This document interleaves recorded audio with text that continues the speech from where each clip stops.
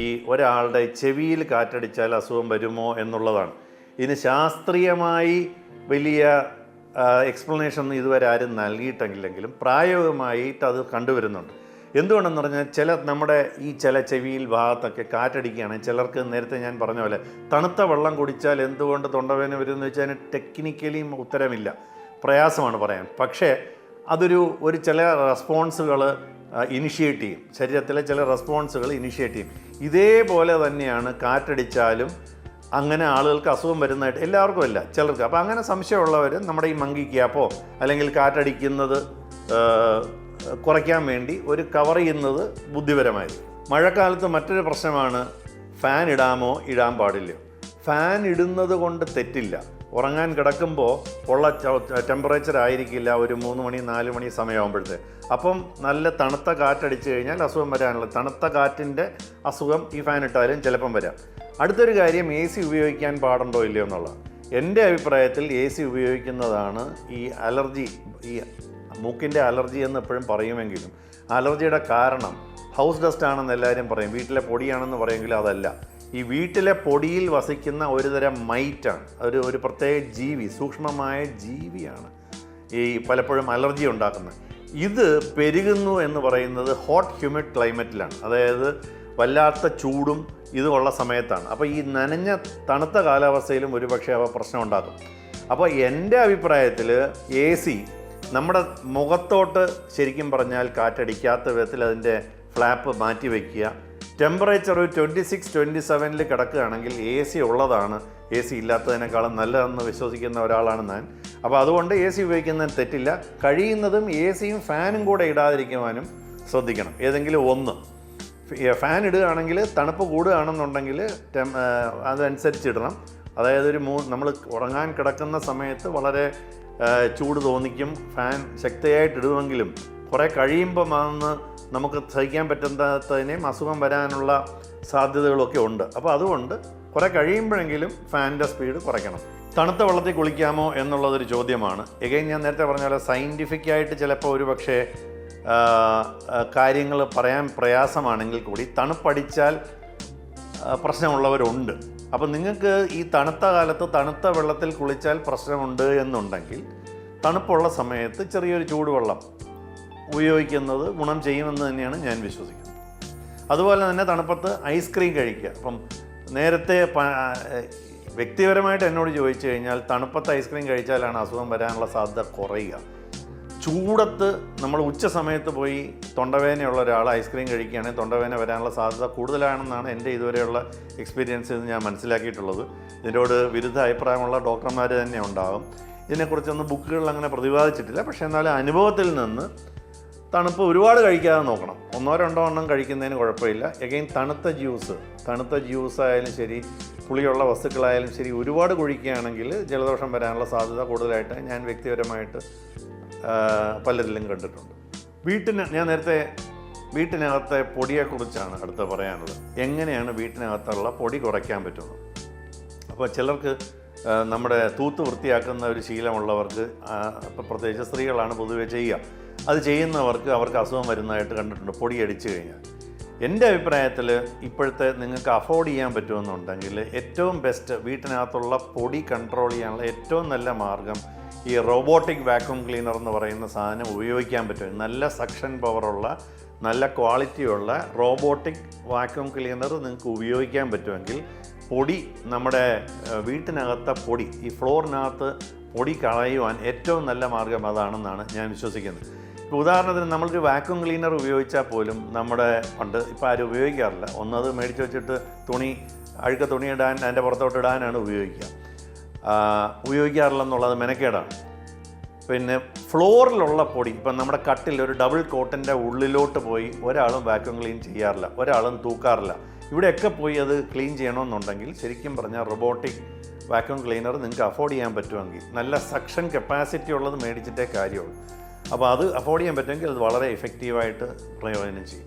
N95 മാസ്കിൻ്റെ ശരിയായ ഉപയോഗം നിങ്ങളുടെ മൂക്കിനകത്ത് പൊടി കയറാതിരിക്കുകയാണ്. കോവിഡ് സമയത്തൊക്കെ എല്ലാവരും ഉപയോഗിക്കുമായിരുന്നു എങ്കിൽ പോലും അതിൻ്റെ ഏറ്റവും വിലപ്പെട്ട, ഇപ്പം ഞാൻ കോവിഡൊക്കെ വരുന്നതിന് എത്രയോ നാൾ മുന്നേ എൻ്റെ രോഗികൾക്ക്, പ്രത്യേകിച്ച് എനിക്ക് നേസൽ അലർജിയിൽ താല്പര്യമുള്ളതുകൊണ്ട് എൻ്റെ തീസിസ് പണ്ട് അതിലായിരുന്നുകൊണ്ടും N95 മാസ്ക് ഞാൻ കോവിഡൊക്കെ വരുന്നതിന് എത്രയോ നാൾ മുന്നേ ഉപയോഗിക്കാൻ പറയുമായിരുന്നു. അതായത് നിങ്ങൾ പൊടി അടിക്കുന്ന സാഹചര്യത്തിൽ, ഇപ്പോൾ വീടിനകത്ത് തൂക്കാൻ പോകുന്നു, അല്ലെങ്കിൽ ഒരു പഴയ കബോർഡൊക്കെ എടുത്ത് ക്ലീൻ ചെയ്യാൻ പോകുന്നു, നിങ്ങൾ ചെയ്യേണ്ട സർജിക്കൽ മാസ്ക് അല്ല, N95 മാസ്ക് കൃത്യമായിട്ട് ഉപയോഗിക്കുകയാണെങ്കിൽ നിങ്ങൾക്ക് മൂക്കിനകത്ത് പൊടി കയറുന്നതും അസുഖം വരുന്നതും ഡെഫിനറ്റ്ലി കുറയും എന്നുള്ളതാണ് എൻ്റെ കാര്യം. പലരും ചോദിക്കുന്നതാണ് അസുഖം വരുന്ന സമയത്ത് ഉപ്പുവെള്ളം ഗാർഗിൾ ചെയ്ത് പറയാനുണ്ടത്. എൻ്റെ അഭിപ്രായത്തിൽ പ്രയോജനമില്ല എന്നുള്ളതാണ്. എന്തുകൊണ്ടെന്ന് പറഞ്ഞാൽ നമ്മൾ വായ്ക്കകത്ത് വെള്ളം, ചൂടുവെള്ളം ആയാലും ശരി ഉപ്പ് വെള്ളമായാലും ശരി, വായ്ക്കകത്ത് വെള്ളം കൊള്ളുകയാണെങ്കിൽ വായുടെ നമ്മുടെ ആൻറ്റീരിയർ 2/3 എന്ന് പറയും, അല്ലെങ്കിൽ മുൻവശത്തെ 3/2 ഭാഗത്ത് മാത്രമേ എത്തുള്ളൂ. വായുടെ പുറകിലത്തെ 1/3 ഭാഗത്ത് ആഹാരമോ വെള്ളമോ എത്തുകയാണെങ്കിൽ എയ്തർ നിങ്ങൾ ഛർദ്ദിക്കേണ്ടി വരും, അല്ലെങ്കിൽ ഓട്ടോമാറ്റിക്കായിട്ട് ഇറക്കേണ്ടി വരും. ഇതൊരു ബോഡിയുടെ നോർമൽ സ്ട്രാറ്റജിക് സോളോയിങ് മെക്കാനിസമാണ്. അപ്പം നിങ്ങൾക്ക് തൊണ്ടയിലാണ് അസുഖമെങ്കിൽ വളരെ കുറച്ച് പേർക്ക് മാത്രമേ തൊണ്ടയുടെ പുറകിൽ ഗാർഗിൾ ചെയ്യാനുള്ള കപ്പാസിറ്റി ഉള്ളൂ. അത് വളരെ സ്കിൽഫുള്ളായിട്ട് അവർ ചെയ്യേണ്ട ഒരു കാര്യമാണ്. അത് ഒരുമാതിരിപ്പെട്ട ആരെ കൊണ്ടും സാധിക്കില്ല. അപ്പോൾ അതുകൊണ്ട് ഞാൻ ഒരാളോട്, ഇപ്പോൾ ENT സർജനാണ്, ഏകദേശം 10-28 വർഷത്തെ എക്സ്പീരിയൻസ് ഉണ്ട്. ഞാൻ ഒരാളോടും തൊണ്ടയിൽ ഗാർഗിൾ ചെയ്യാൻ പറയാറില്ല, ഉപ്പുവെള്ളം കൊള്ളാൻ പറയാറില്ല, ഈ ബീറ്റാഡിൻ പോലുള്ള മരുന്നുകൾ ഗാർഗിൾ ചെയ്യാൻ പറയാറില്ല. ഇതൊന്നും കൊണ്ടൊരു പ്രയോജനമില്ല എന്നുള്ളതാണ്. നേരെ മറിച്ച് നിങ്ങൾക്ക് തൊണ്ടവേദന ഉണ്ടെങ്കിൽ ഒരു കട്ടൻ ചായ ചെറിയ ചൂടോടുകൂടി കുടിക്കുന്നത് പ്രയോജനം ചെയ്യും, അല്ലെങ്കിൽ ചൂടുവെള്ളം കുടിക്കുന്നത് പ്രയോജനം ചെയ്യും. ഗാർഗിൾ ചെയ്യാൻ പറ്റത്തില്ല. കാരണം ഗാർഗിൾ ചെയ്യുന്ന സമയത്ത് വായുടെ തൊണ്ടയുടെ അല്ലെങ്കിൽ വായുടെ പുറകിൽ, അല്ലെങ്കിൽ വായുടെ ഏറ്റവും പുറകിലത്തെ ഭാഗത്തോ തൊണ്ടയിലോ ഭക്ഷണമോ വെള്ളമോ എത്തില്ല. അവിടെ എത്തിയാൽ തന്നെ ഓട്ടോമാറ്റിക്കായിട്ട് സോളോയിങ് പ്രോസസ് ഇനിഷ്യേറ്റ് ചെയ്യും എന്നുള്ളതാണ് ബോഡിയുടെ ഫിസിയോളജിക്കൽ മെക്കാനിസം. അപ്പോൾ അതുകൊണ്ട് ഗാർഗിൾ പലപ്പോഴും ഒരു പ്രയോജനവും ചെയ്യാറില്ല. പിന്നെ നമുക്കൊരു ഹാപ്പിനെസ്, ഒരു സന്തോഷം, ഇതൊക്കെ നമ്മൾ ചെയ്തു അത്രേ ഉള്ളൂ. അതിൻ്റെ അപ്പുറത്തോട്ട് ഞാൻ ആരോടും പറയാറില്ല, രോഗികളോട് പറയാറില്ല. ഒരു കാരണവശാലും ഉപയോഗിക്കാൻ പാടില്ല എന്ന് ENT ഡോക്ടർമാർ എല്ലാവരോടും എത്ര പറഞ്ഞാലും ചെയ്യുന്ന ഒന്നാണ് ഇയർബഡ്സ് ഉപയോഗിക്കുക. ഇയർബഡ്സ് മനുഷ്യൻ്റെ ചെവിയിലൊഴിച്ച് ബാക്കി എവിടെ വേണമെങ്കിലും ഉപയോഗിക്കാം. നിങ്ങൾ പഴയ നമ്മുടെ കാസറ്റ് ഹെഡ് ക്ലീൻ ചെയ്യാൻ ഉപയോഗിക്കുമായിരുന്നു. എന്ത് വേണം, നിങ്ങൾക്ക് വേറെ എന്തെങ്കിലും ചെയ്യാൻ വേണ്ടി ഇയർബഡ്സ് ഉപയോഗിക്കാം. ഇയർബഡ്സ് ഉപയോഗിച്ചാൽ നിങ്ങൾ ENT സർജൻ്റെ അടുത്ത് പോകാനുള്ള സാധ്യത കൂടുതലാണ്. 2 കാരണങ്ങളാണ്. ഒന്ന്, നിങ്ങൾ വാക്സ് എടുക്കാനാണെങ്കിൽ സാധാരണഗതിയിൽ വാക്സ് എടുക്കേണ്ട കാര്യമില്ല, ചെവിക്കുള്ളിലെ വാക്സ് ആവശ്യമുള്ള സാധനം. ഇനി അത് നിങ്ങൾ തുടച്ചെടുത്ത് കളയുന്നത് ചെവിക്ക് ദോഷമാണ്. 2, ചെവിക്കകത്ത് എപ്പോഴാണ് വാക്സ് റിമൂവ് ചെയ്യേണ്ടതെന്ന് പറഞ്ഞാൽ പുട്ടുകുറ്റിക്കകത്ത് പുട്ടിരിക്കുന്നത് പോലെ ചെവിയുടെ കനാലിനകത്ത് വാക്സ് ഇരിക്കുകയാണെങ്കിൽ മാത്രമാണ് നമുക്കത് ശബ്ദ തടസ്സം ഉണ്ടാക്കുന്നതുകൊണ്ടും കേൾക്കാൻ പ്രയാസമായതുകൊണ്ടും അത് എടുത്ത് കളയാൻ പോകണം.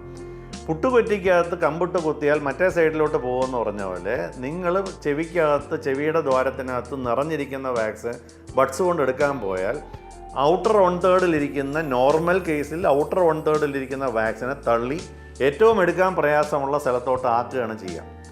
അപ്പോഴും ENT സർജനാണ് ഗുണം. കാരണം ഞാൻ പണ്ട് വളരെ സിമ്പിളായിട്ട് എടുക്കുമായിരുന്നു, അത് പല വട്ടമായിട്ട് എടുക്കേണ്ടി വരും.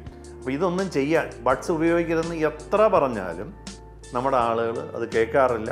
ഞങ്ങൾ ജീവിക്കുന്നത് തന്നെ ഇയർബഡ്സ് ഉള്ളത് കൊണ്ടാണ്. ഇതെത്ര പറഞ്ഞാലും ആൾക്ക് മനസ്സിലാവില്ല. അതുകൊണ്ട് ഇനി ഇട്ടുകൊണ്ട് വരിക എന്നുള്ളതാണ് പറയാൻ. വരാതിരിക്കണമെന്നുണ്ടെങ്കിൽ ബഡ്സ് ഉപയോഗിക്കാതിരിക്കുക. ഇയർബഡ്സ്, അതായത് നമ്മളെ ഇയർബഡ്സ് എന്ന് ഉദ്ദേശിക്കുന്നത് ചെവിയുടെ, നമ്മുടെ ഫോണിൽ ഉപയോഗിക്കുന്ന ഹെഡ്സെറ്റുകൾ. നിങ്ങൾക്ക് ഹെഡ്സെറ്റ് ഉപയോഗിക്കണമെന്നുണ്ടെങ്കിൽ കഴിയുന്നതും ഒരു ഓവർ ദ ഇയർ ഹെഡ്സെറ്റ് ഉപയോഗിക്കാം. ഈ ചെവിക്കുള്ളിൽ വയ്ക്കുന്ന ഹെഡ്സെറ്റ് ഉപയോഗിച്ചുകൊണ്ട് 2-3 ദോഷമുണ്ട്. ഒന്ന്, നമ്മുടെ വാക്സിനെ, നേരത്തെ പറഞ്ഞ പോലെ വാക്സിനെ തള്ളി അത് ഉള്ളിലോട്ടാക്കും. നിങ്ങൾക്ക് വാക്സ് കൂടുതലായിട്ടുണ്ടാകുന്ന ഒരാളാണെന്നുണ്ടെങ്കിൽ ഹെഡ്സെറ്റ് വയ്ക്കണമെന്ന് നിർബന്ധം ഉണ്ടെങ്കിൽ നിങ്ങളൊരു 2, 3, 4 മാസം കൂടുമ്പോൾ മുടി വെട്ടാൻ പോകുന്നത് പോലെ പോയി ENT ഡോക്ടറെ കണ്ടിട്ട് ഈ വാക്സ് എടുത്ത് കളയുന്നതാണ് ബുദ്ധി. ഇല്ലെങ്കിൽ ഇത് പതുക്കെ തള്ളി ഉള്ളിലോട്ട് പോവുകയും അവിടെ ഇരുന്ന് അത് ഉറച്ചു പോവുകയും ചെയ്യും. ഈ ചെവിയുടെ കനാലിൻ്റെ ശരിക്കും വാക്സ് ഉണ്ടാകുന്ന സ്ഥലത്ത് വാക്സിൻ എടുക്കാൻ വളരെ എളുപ്പമാണ്. അവിടെ അത്ര സെൻസിറ്റീവ് അല്ല സ്കിൻ. നേരെ മറിച്ച് ഉള്ളിലത്തെ ഭാഗത്തോട്ട് വാക്സ് കയറിപ്പോയി കഴിഞ്ഞാൽ അത് പിന്നെ എടുക്കുക എന്ന് പറയുന്നത് ബുദ്ധിമുട്ടാണ്. പലപ്പോഴും സക്ഷനൊക്കെ ഇല്ലാത്ത സ്ഥലത്ത് പോയി കഴിഞ്ഞാൽ പല ഡോക്ടർമാരുടെ OPയിൽ സക്ഷൻ ഉണ്ടാവില്ല, തിയേറ്ററിനകത്ത് മാത്രമേ സക്ഷൻ സംവിധാനം ഉണ്ടാവുള്ളൂ. അപ്പോൾ നിങ്ങൾ തിയേറ്ററിൽ പോകേണ്ടി വരും വാക്സ് എടുക്കാൻ. അപ്പോൾ അങ്ങനെയൊക്കെയുള്ള പ്രയാസമുണ്ട്. Headset ideally over the ear ഹെഡ്സെറ്റാണ് ഉപയോഗിക്കുക. ഇനി ഹെഡ്സെറ്റ് ഉപയോഗിച്ചുള്ള അടുത്തൊരു ദോഷമെന്ന് പറയുന്നത് സൗണ്ടിൻ്റെ ഓവറായിട്ടുള്ള കേൾക്കുന്നത് കൊണ്ട് ഞരമ്പുകൾക്ക് കേൾവിക്കുറവ് വരാനുള്ള ചെറിയ സാധ്യതയുണ്ട്.